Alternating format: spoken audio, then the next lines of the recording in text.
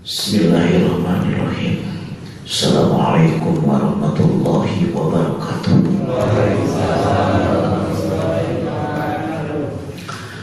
Alhamdulillah, wassalatu wassalamu ala rasulillah wa ala alihi wa ashabihi wa mawala.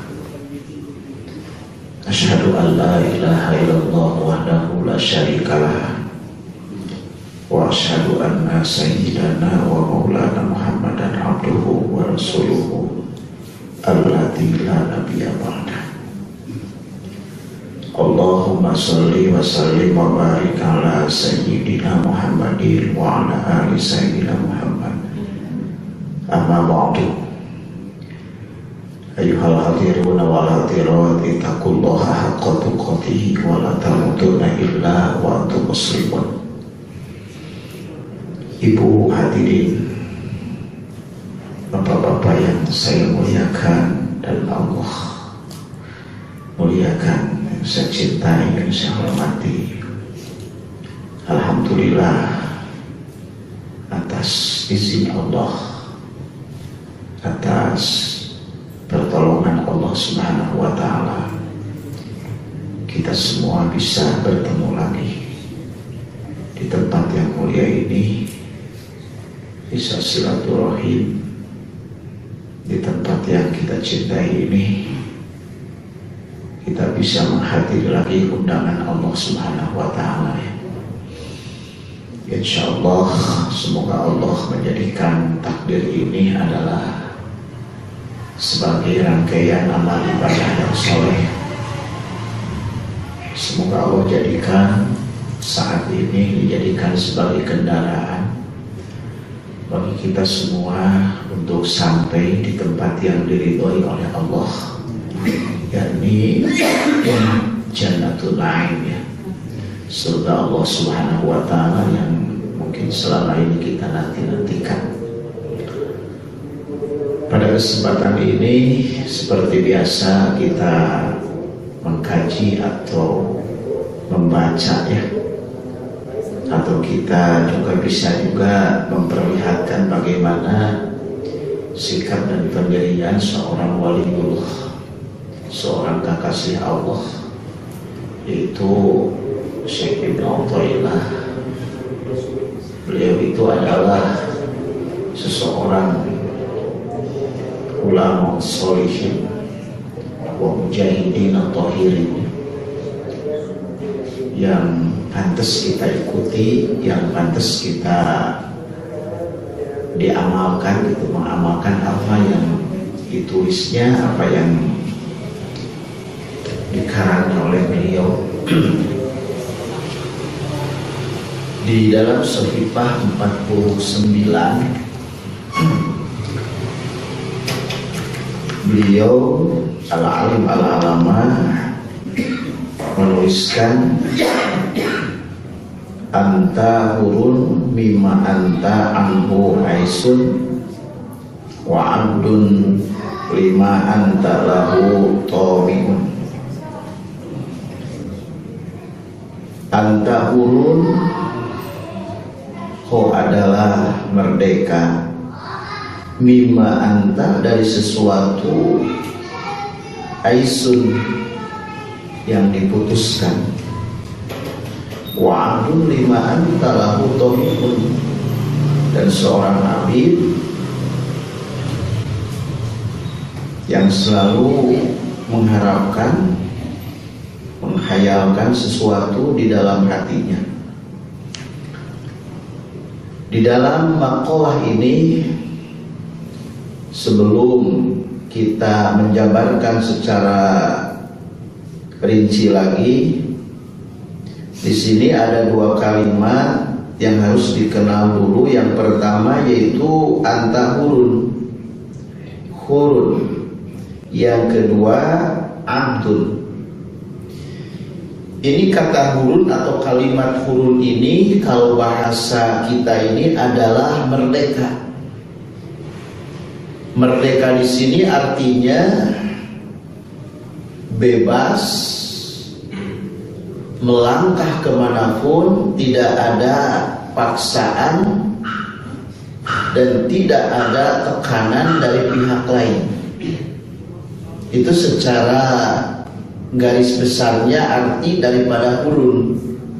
Kebebasan, kemerdekaan yang bebas di mana untuk berbicara, bebas untuk melangkah tanpa dikomando oleh siapapun. Itu hurun. Yang kedua ada abdun. Abdun ini seorang hamba sahaya, seorang abid yang di bawah komando sayyidnya. Jadi apapun yang akan dilakukan oleh seorang abid itu harus ada atau harus atas seizin sayyidnya. Mau bekerja, mau berjalan, mau kemanapun, dan apapun yang akan dilakukan oleh seorang abid itu harus atas komando seorang sayyidnya. Makanya tidak bebas. Nah, perkiraan kalau hurun yaitu merdeka, kalau kita pilih ingin jadi hurun atau abdun, kira-kira ingin bebas atau kita ingin ada di bawah komando orang lain? Bebas ya. Jadi arti hurun itu asal kata itu bebas. Sementara kesana kesininya ada terbatas. Itu setelah memasuki kepada sebuah ruangan. Ada istilah bebas tapi terbatas. Setelah kita memasuki kepada alfa Islam, maka itu bebas hurun itu, tetapi dibatasi dan terbatas dengan hukum-hukum yang sudah ditentukan oleh Allah Subhanahu wa Ta'ala. Ya, maka arti daripada hurun itu sebelum memasuki kepada suatu ruangan, suatu rumah, suatu ini adalah bebas, hurun bebas ya.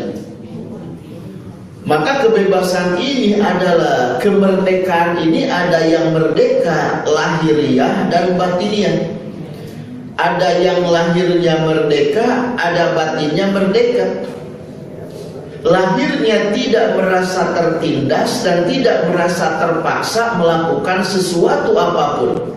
Batinnya tidak merasa tertekan, enak saja.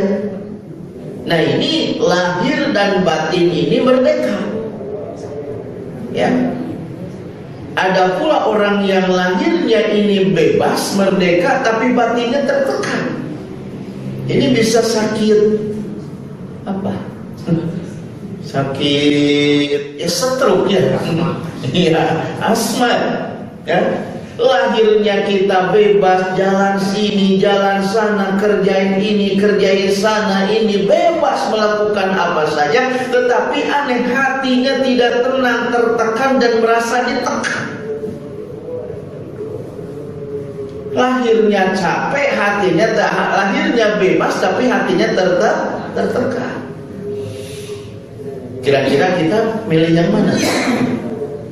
Yang bebas lahir dan batin, apa yang batinnya bebas, lahirnya kita walaupun capek nggak apa-apa? Ulah capek lahir batin ya. Capek lahir, ada capek lahir batin, batinnya capek, lahirnya capek.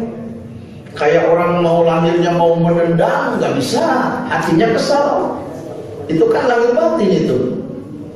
Mau melakukan sesuatu ini, mau tendangan keras ini nggak bisa karena ada sesuatu aturan. Ya, kesal lahirnya tertekan, batinnya juga kesal. Nah, ini mah capek lahir, akhirnya lahirnya kurus, batinnya dongkol gitu ya. Batinnya ngedumel, lahirnya kurus. Kenapa? Karena capek, lalu tertekan, gak bebas melakukan apa saja. Nah, ini hurun. Nah, yang dibicarakan pada malam ini sebetulnya ini bukan hanya semata lahirnya, tetapi yang dimaksud dengan kata hurun di sini bukan akan membahas merdeka Indonesia bangsa ini, bukan ya. Tetapi yang dibahas dalam kitab ini, musonif akan membahas hurun di sini adalah kita harus memutuskan kalau pengen merdeka. Kalau hati kita pengen merdeka, tidak ada yang menjajah, tidak ada yang menekan, tidak ada perasaan ditekan. Ini antahurun aisun. Kita harus bisa memutuskan hubungan dengan segala sesuatu terkecuali dengan Allah. Ini hati, ya, hati nih. Was, jangan dibawa keluar, ini hati ya. Karena akidah ini hati urusannya. Memutuskan dengan segala apapun yang bersangkutan dengan sifat keduniawian terkecuali dengan Allah Subhanahu wa Ta'ala. Ini kalau pengen turun. Kan tadi Bapak pengen turun ya, pengen orang jadi merdeka. Kalau kita pengen dan dipilih kita menjadi gurun sebagai orang yang merdeka, itu artinya kita harus bisa memutuskan seluruh hubungan dengan sesuatu apapun yang ada di muka bumi ini terkecuali dengan Allah Subhanahu wa Ta'ala. Insya Allah akan merdeka. Artinya akan bebas. Beda halnya dengan orang yang seperti yang disebutkan dengan abdun. Kalau abdun itu adalah di bawah komando, artinya hatinya ini selalu tergantung, selalu ada hubungan dengan sifat-sifat keduniawian. Itu abdun. Nah, kalau seandainya orang man ahabba syai'an fahuwa abduhu, barang siapa orang yang mencintai sesuatu, maka orang itu akan jadi abidnya, akan jadi hamba sahayanya. Kita mencintai harta, kita akan menjadikan abid harta. Kita mencintai istri, kita akan menjadi abidnya istri kita. Apapun yang dicintai oleh kita, hati kita cumantel terhadap segala sesuatu urusan dunia, itu kita akan menjadi abidnya. Nah, kalau seandainya kita sudah jadi abidnya, kita ini bukan merdeka lagi. Kita akan ditekan, kita akan tertekan, dan kita juga tidak bebas melakukan ini dan itu. Kenapa? Karena kita bukan gurun, karena kita bukan merdeka, tetapi kita seorang abidnya dunia, abidnya dunia. Nah, kalau kita sudah jadi abidnya dunia, contoh saja Pak ya. Kalau kita ini cari uang karena siapa Pak? Untuk siapa? Untuk istri, anak. Biasa kan itu. Untuk anak, gitu kan? Jadi kita ini cinta apa? Mencari harta, kita usaha, kita mengadu nasib, tujuan kita untuk anak dan istri kita. Maka kalau seandainya kita mau melakukan apa saja, pasti kita karena tujuannya untuk anak dan istri, pasti kita ini ngasih tahu atau kita amitan kalau kita ini akan berangkat kerja ini cuman kepada anak dan istri kita. Bu, saya berangkat dulu ya, mau kerja, doakan ya. Nah, ayah angkat dulu ya, saya mau kerja, udah selesai. Karena tujuannya si hati ini mencari dunia ini karena anak dan istri. Dan akhirnya hati ini ya datang sifat wahmu. Kalau seandainya saya dapat rezeki untuk anak, kalau seandainya saya dapat uang yang besar untuk istri. Jadi seandainya dalam hati ini hanya untuk anak dan istri. Jadi kemana-mana kita ini menjadi abdinya anak kita, menjadi abdinya istri kita. Karena kita cari dunia hanya untuk mereka. Ya banyak hanya untuk mereka, hanya untuk anak dan istri. Sehingga kalau seandainya istri pun meminta apa saja, saya insya Allah saya usahakan. Walaupun anak kita meminta apa saja, insya Allah saya usahakan. Sampai habis-habisan Pak, karena anak dan istri. Jika mungkin orang dijajah usaha, kalau sadar terus mulai lupa Allah gitu. Mulai itu. Dari situ sudah mulai satu langkah kita sudah lupa Allah. Yang ingat itu anak istri. Bukan salah ya, bukan salah ini. Tapi mulai berangkatnya mungkin bukan dari situ kalau yang benar. Nanti kalau seandainya kita buat anak istri minta istri ini, Pak, kalau punya rezeki saya pengen ini kalung yang besar 20 gram, pengen cincin, pengen ini, pengen itu, ya. Ini kan ada wahmu di dalam pikiran kita. Ada keinginan membahagiakan istri. Akhirnya kita ini berangkat kerja. Di tempat pekerjaan kita ini hanya sekedar dan tidak seberapa. Kalau seandainya pengen membahagiakan istri seperti yang diminta oleh istri kita, mas segini ini jauh, mungkin harus ditempuh dengan beberapa puluh tahun.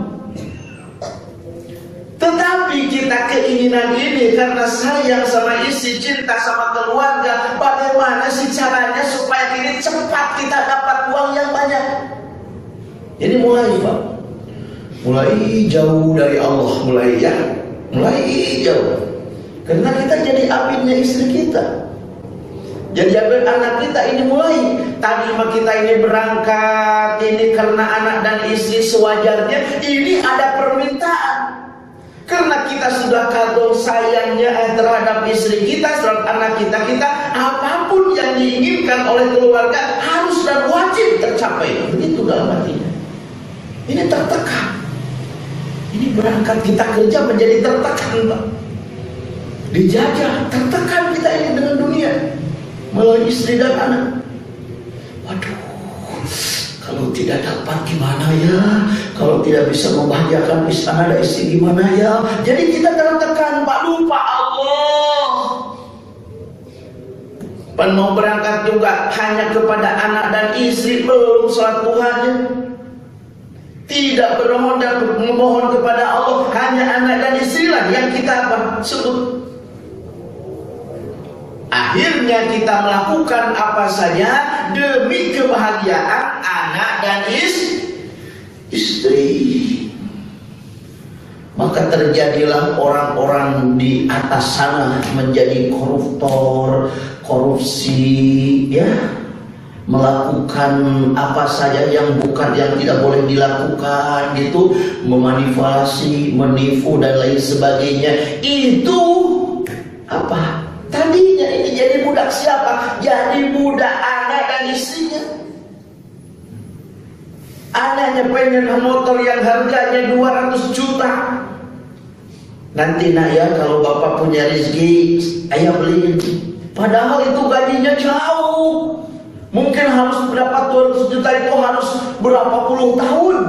Tetapi selama ayahnya itu bekerja dan berangkat bekerja, dia itu merasa tertekan dirinya. Sambil ngetik pun, sambil apapun, muslim pun itu tertekan. Bagaimana caranya anak saya pengen uang 200 juta buat beli motor Harley. Bagaimana caranya? Jadi langkah orang itu seakan-akan memang lahiriah itu bergerak kemanapun bebas merdeka, tapi lahirnya seolah-olah tertekan dan merasakan ditekan, tidak bebas, Pak. Bebas. Ini mungkin ada di kita. Ini tertekan-tekan. Harus dibayar, itu harus ini, harus ditutupi. Wah, gitu. Sampai jalan pun orang itu nggak kelihatan, kedumpak. Lagi apa? Lagi bikin apa? Aduh, Ini kreditan belum, aduh, ini belum ditutup, aduh, ini belum tutup, ini keinginan anak, keinginan istri belum. Ya Allah, jadi abidnya dunia, jadi hambanya dunia, jadi abidnya keluarga, bukan abidnya Allah itu. Semakin jauh dengan Allah, Pak, semakin jauh dengan Allah, ya Allah semakin sesat. Ini sesat Pak ya, mengerikan Pak, semakin lupa sananya Pak. Karena ini keluarga ini diingatkan oleh Allah Subhanahu wa ta'ala, inna amwalakum wa auladakum fitnatun, itu ingatkan. Kalau seandainya kita ingatkan sesungguhnya hartamu, anak-anakmu itu fitnah bagi kalian. Apa sih fitnah itu?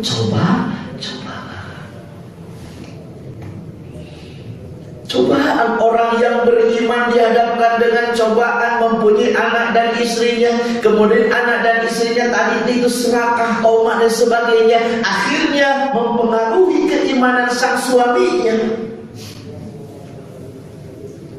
Seorang ulama menjadikan salah langkah, seorang ustadz yang iman dan ilmunya kuat menjadikan salah langkah, seorang yang soleh, yang baik, ya, menjadikan salah langkah. Akibat apa?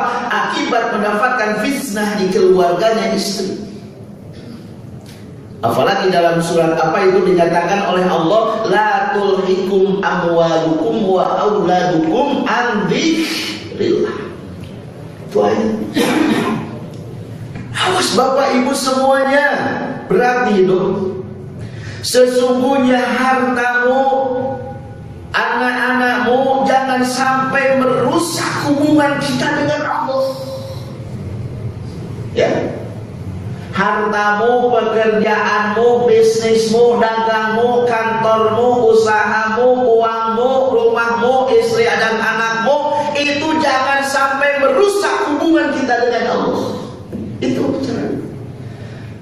Jadi kalau seandainya kita ini, anak kita ini diikuti segala keinginannya, kita akan tertekan dan kita akan lupa sama Allah, lupa dan harmonis, tidak harmonis kita hubungan dengan Allah.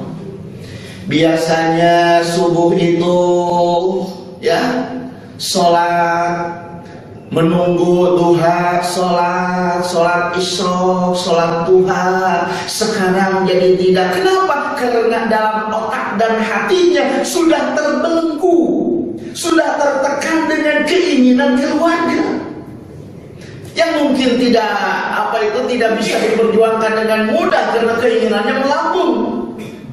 Ini akibat apa? Lupa sama Allah. Jangan sampai lupa, jangan sampai ya, kita punya anak, kita punya istri, kita punya siapapun, jangan sampai menekan, menjadikan abidnya mereka. Menjadi abidnya mereka. Jadi kalau kita menjadikan abid sesuatu, pasti kita ingat Pak ya. Ingat kita jadi bujang. Bahasa kita mah bujang nah. Jadi kalau kita seandainya kita jadi bujang dunia, jadi hamba dunia, bukan dunia yang diatur oleh kita, tapi kita yang diatur oleh dunia, betul kan? Coba saja, kalau kita dijajah sama harta, Bu, sama dunia, ada, Bu, saya tidak akan ceritakan orang baru mobil baru bagus, dia beli mobil bagus sedikit mahal, kebetulan nggak punya garasi, rumahnya di dalam. Tiap malam dia itu bilang sama istrinya, "Mah, Bapak ke depan dulu. Maaf lah, mobil takut ada yang gores." 2:30 mobil takut ada yang gores. Subuh, "Mah, kan Bapak kerja ini 5:30, jam 6 harus berangkat. Mobil itu harus dicuci, berarti sebelum subuh sudah harus dibersihin." Biasanya 2:30 tidur nyenyak, bangun tahajud. Sekarang jadi mondar-mandir apa? Saking khawatir dan takutnya ini kehilangan hartanya, rusak hartanya. Lalu kemudian biasanya sholat subuh sudah standby di masjid karena jadi abidnya dunia, jadi hambanya dunia, jadi dijajah oleh dunia. Artinya orang itu memerlukan dan mementingkan apa? Untuk dibersihkan dulu. Akhirnya berjamaahnya tidak, sholatnya pun terakhirkan, terbengkalai. Ini jangan dikira. Jadi abidnya dunia ini tidak terasa lembut gitu. Jadi akhir-akhir kita ini kayak salabah. Akhir-akhir seperti sahabat. Kan sahabat kita ingat kan, seorang sahabat yang setia pada Rasul, yang luar biasa keimanannya kepada baginda Rasul, sehingga sahabat Sa'labah ini kan orang fakir, orang miskin, bahkan terfakir, termiskin pada saat itu. Satu saat datang kepada baginda, ya Rasulullah, saya ini mohon didoakan. Karena ini saya sudah lama hidup dalam kekurangan dan kefakiran saya, sehingga saya mau sholat juga berjamaah harus nunggu istri saya karena sarungnya cuma satu. Saya nunggu kalau istri saya lagi sholat, saya nunggu. Selesai istri saya sholat pakai sama saya berjamaah ke masjid bersama baginda, ya Rasulullah. Coba saya doakan supaya saya jadi orang-orang sedikit kaya, sedikit ya Rasul. Rasul mendoakan ini, ada izin Allah didoakan, dan sambil didoakan beda dengan Ustaz sekarang, doakan udah sedang doa aja ya supaya jadi orang cukup lah itu. Rasul tidak, mendoakan sambil memberi sesuatu yang disebut dengan itu kambing, satu jodoh kambing itu dikasihkan kepada sahabat.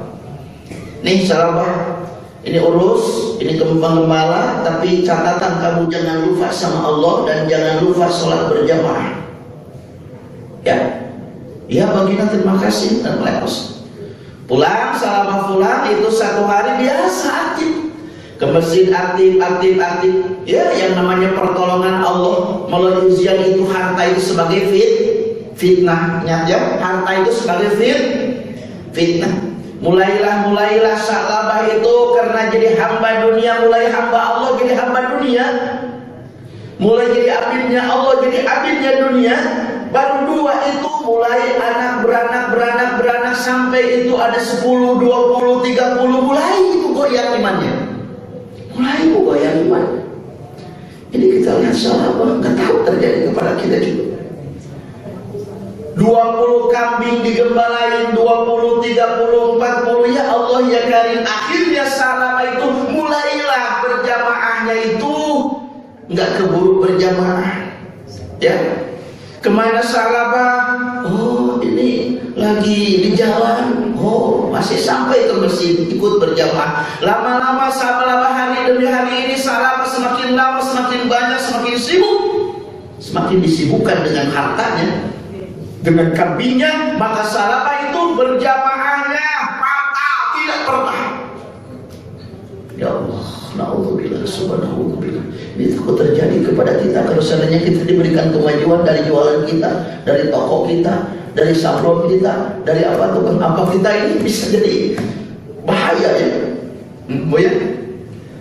Terus Sa'labah itu diberikan kemajuan oleh Allah, mulai satu bukit penuh dengan kambing beliau, 2 bukit penuh dengan kambing beliau, sibuk, semakin super sibuk. Akhirnya berjamaahnya tidak, sholatnya pun sering telat. Telat mau berjamaah, orang udah 2 rakaat baru muncul, orang mau selesai 1 rakaat lagi dia baru sampai di masjid. Lama-lama dia itu orang selesai dia baru datang, lama-lama tidak muncul ke masjid, lama-lama tidak muncul ke masjid. Nah, yang tadinya hamba Allah, abidnya Allah, ya sekarang menjadi abidnya dunia, hidupnya diatur dengan dunia, hidupnya dimonopoli dengan dunia. Bukan kita keinginan kita, tapi keinginan dunia yang dilakukan. Beda Pak, bisa dirasakan. Kalau seandainya kita ini di sini, alhamdulillah, ya kita mungkin kuat Pak. mungkin lagi diberikan kekuatan oleh Allah. Tapi kalau seandainya nih ujian datang kepada kita, yang bapaknya tadi sibuk dengan mengurus satu perusahaan, Allah kasih lagi 2, Allah kasih lagi jadi 3, Allah kasih lagi jadi 4, apakah kita kuat gak? Ini kita harus memohon kepada Allah, ya Allah, karena atas pertolonganmu, karena atas anugerahmu, ya Allah, hadirkan kami di tempat ini. Ini adalah hadiah dari Allah. Saya sering sampaikan, ini hadiah dari Allah. Orang yang dapat hadiah itu orang yang berprestasi. Orang yang dapat hadiah itu orang yang disayangi. Orang yang dapat hadiah orang itu orang yang terdekat. Orang yang dapat hadiah itu orang pilihan Allah.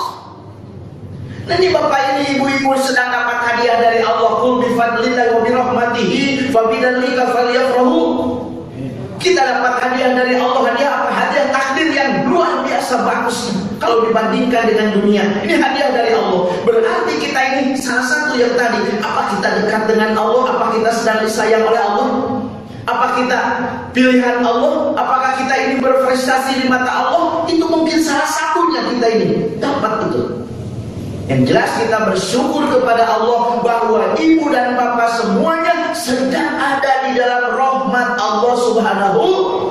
Apa tindakan kita selanjutnya? Falyafrahu, maka hendaklah kita harus berbahagia, bergembira, berbangga-bangga dalam hati, berbunga-bunga dalam hati, karena Allah sudah memisahkan kita dari dunia, sudah memisahkan Allah dari rumah sampai duduk di tempat ini. Ini adalah sebuah kebahagiaan. Beda apa? Kalau kita ini fardu satu waktu aja, hamba dunia dengan hamba Allah. Kalau kita jadi hamba dunia, kita suka bingung, amalan, ya, suka bingung.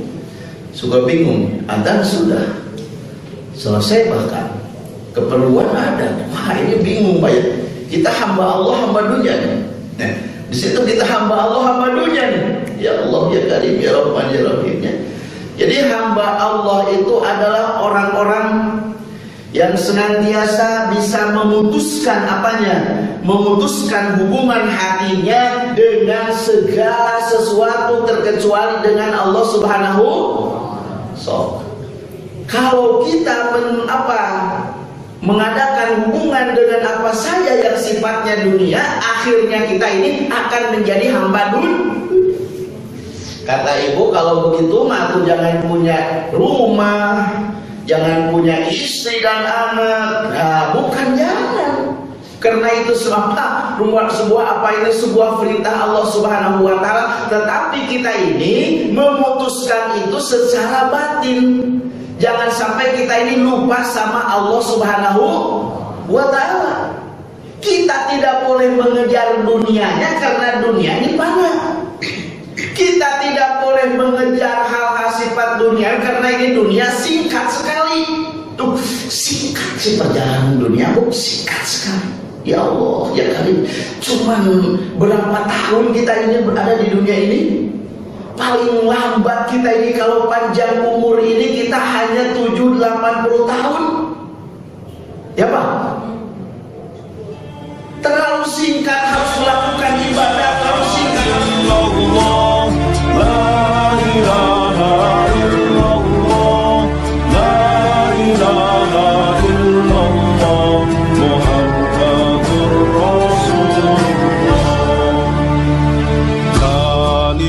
Tauhid suci, bendera panji Nabi, tanamkan dalam hati, kibarkan tinggi-tinggi.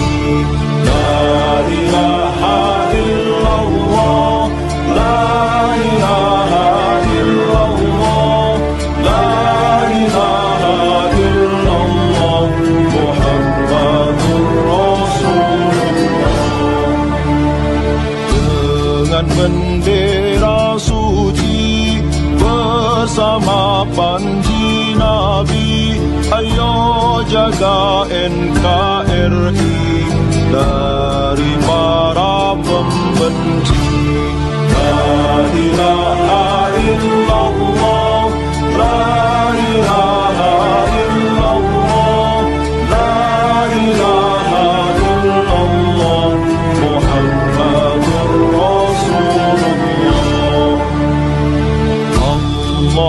Allahu Akbar, Allahu Akbar, Allahu Akbar, Allahu Akbar, walillahil hamd.